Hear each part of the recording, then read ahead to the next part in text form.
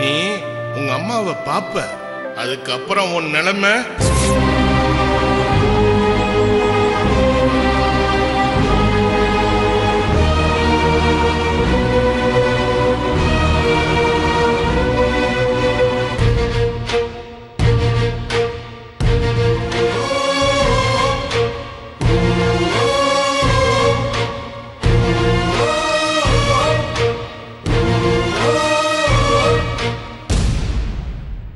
கடைசியா கதிர்கிட்ட பேசும்போது போன் பாதியிலேயே கட் ஆயிடுச்சு.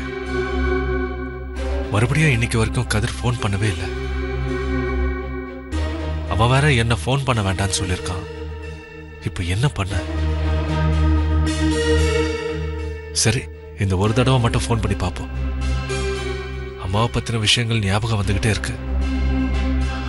அன்னைக்கு கூட ஏதோ தீப்பிடிச்சு எரிஞ்ச மாதிரி கனவு வந்துச்சு. அம்மாக்கு எதுவும் ஆயிடக்கூடாது. எதுக்கோ கதிருக்கு போன் பண்ணி பேசிடுவோம்.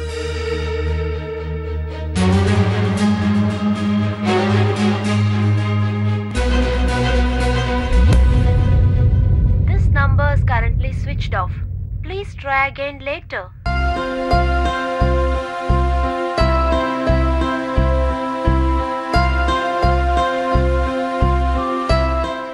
கதிர் எப்பவுமே போனை ஸ்விட்ச் ஆஃப் பண்ண மாட்டானே, என்னாச்சுன்னு தெரியலையே.